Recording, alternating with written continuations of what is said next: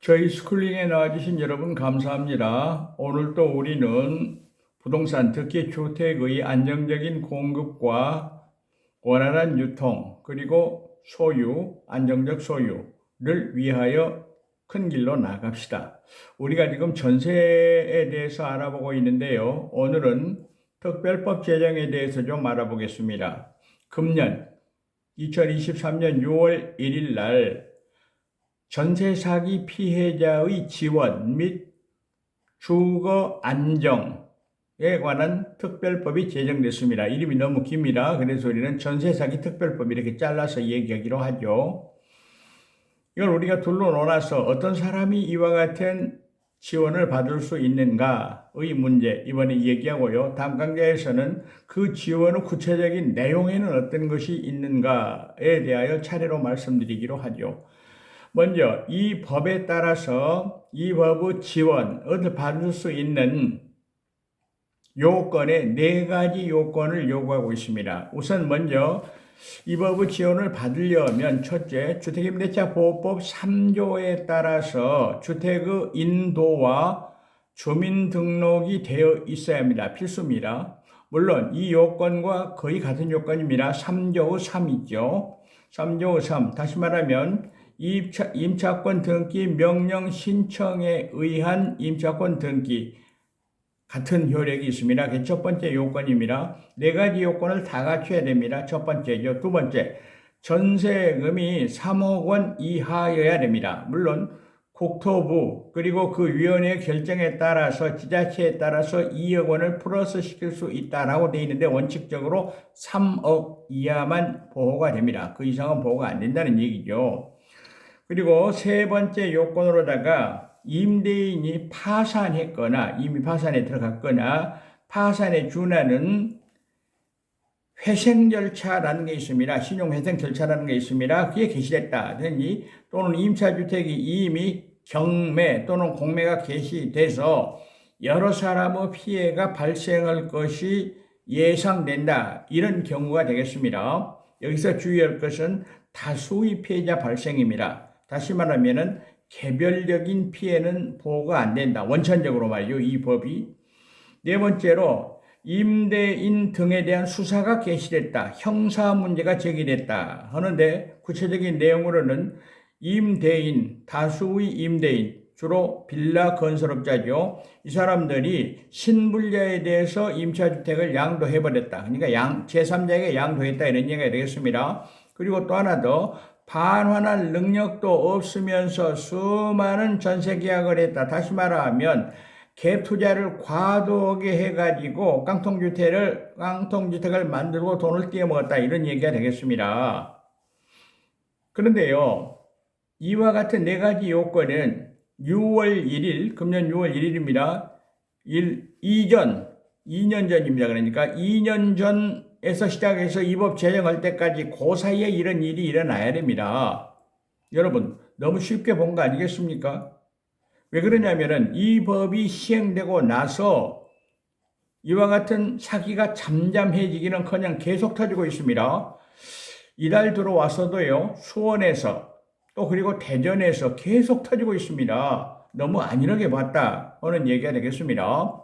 그리고 또 하나 더, 이 법의 적용에서 제외되는 경우가 있습니다. 어느 정도 보증금 환수가 확정된 경우가 되겠습니다. 첫째, 임차인, 임대인 이런 사람들이 보증금, 전세보증금 반환 보증에 가입해가지고 돌려받을 수 있게 됐다 하는 경우입니다. 앞에서 제가 말씀드렸던 허그 등에 가입되어 있다. 그래서 안전하게 받을 수 있다는 얘기입니다. 다음으로 임차인 보증금 전액이 보증금입니다. 임차 보증금, 전세금을 말하는 거죠. 최우선 변제가 가능한 경우입니다. 여러분, 조금 더 얘기하면요. 소액 보증금에 대하여는 최우선 변제라는 게 있습니다. 주택임대차 보호법 8조가 되겠습니다. 예를 들어서 말하면 서울의 경우에는 전세보증금이 1억 6,500만 원 이하인 서민에 대해서는 5천만 원까지는 최우선 변제, 다시 말하면 선순위 저당권이 있더라도 우선 변제를 해준다는 규정이 있습니다. 그래서 일정 보증금을 반환받은 경우 그 경우에도 이 법 적용을 안 합니다. 그리고 임차인이 이미 가지고 있는 대항력이나 우선 변제권 가지고 등이 전세보증금을 해소할 가능성이 있다 하는 경우에는 이 법이 보호가 주어지지 않는다는 것 말씀드리겠습니다. 여러분, 제가 이 법에 대해서 잠깐 조금 말씀드리겠습니다. 너무 쉽게 보았다 했는데요. 여러분, 지금 이 법 시행 초반부터 지금 불만이 제기되고 있습니다. 우선 이 법의 요건이 너무나 까다롭습니다. 몇 사람 보호를 못 받습니다. 또 더더구나 이 보호를 받는다 하더라도 지원이 된다 하더라도 실제로 보도를 보면은 예를 들어서 말하면은 자기가 살고 있는 집을 이 법에 따라서 경매로 취득하고자 한다 했을 때 예를 들어서 그 집이 3억짜리라 하면은 한 10분의 1 예컨대 3천만 원 내지 5천만 원 이거밖에 용자가 안 된다는 얘기입니다. 거의 실효성이 없다 그런 얘기가 되겠습니다. 그래서 벌써부터 정치권에서는 이 법 개정해야 된다 이렇게 나오고 있는데 제가 여기서 한 가지 당부드릴 것은 앞으로는 정말입니다. 부동산 정책은 예측 가능해야 됩니다. 그때 땜빵질식으로 이랬다 저랬다 예를 들어서 대출 비율도 올려줬다 내려줬다 이래가지고서는 투기꾼들만 횡행하는 결과가 되겠습니다. 여러분 잠깐만 반성 좀 해보겠습니다. 지난 몇 년간 예컨대 지난 정권입니다. 여기서 지난 정권을 비난한다. 정치 비판은 우리의 스쿨롱에 포함되지 않습니다. 우리는 객관적인 사실 가지고 얘기합니다. 지난 정권 때에 유동성이 다시 말하면 현금이 너무 많이 풀려버렸습니다. 풀린 데다가 이런 낭만적이고도 순진한 정책을 썼던 겁니다. 다주택자라 하더라도 임대사업자 등록을 해버리면 일정 기간 보유하다가 그거를 양도할 때 양도세를 중과세 안 한다. 이거 뭡니까? 투기하시는 분들한테 황금 카펫을 깔아준 겁니다. 더구나 순진하고도 낭만적인 정책은 전세 자금은 서민들을 돕는다는 명분 아래서 거의 무제한으로 빌려줬습니다. 여러분, 은행 대출은 원칙이 있어야 됩니다. 예를 들어서 부동산 담보 비율이라든지 DSR 해가지고 이 사람의 소득으로 볼 때 생활비 쓰고 얼마 기간 동안을 갚아야 하는가 하는 DSR 이런 것을 설계를 해서 빌려줘야 되는 것입니다. 그런데 서민을 보호한다는 명분 아래서 무제한으로 빌려줬던 겁니다.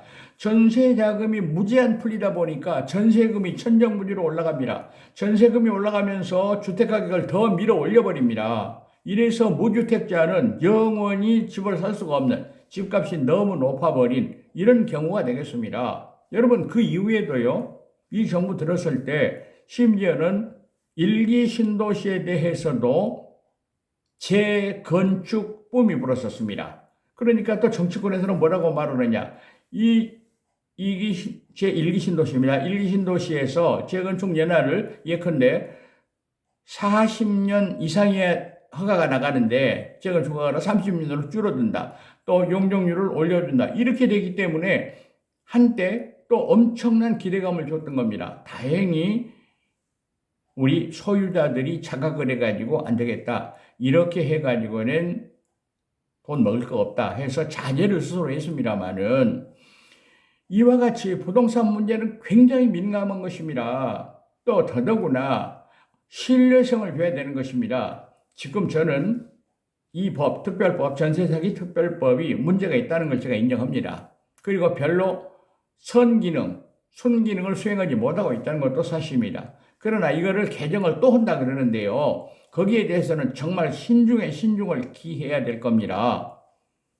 감사합니다. 다음 강좌에서는 이 특별법의 보호수단에 어떤 것이 있는가를 말씀드리겠습니다. 감사합니다.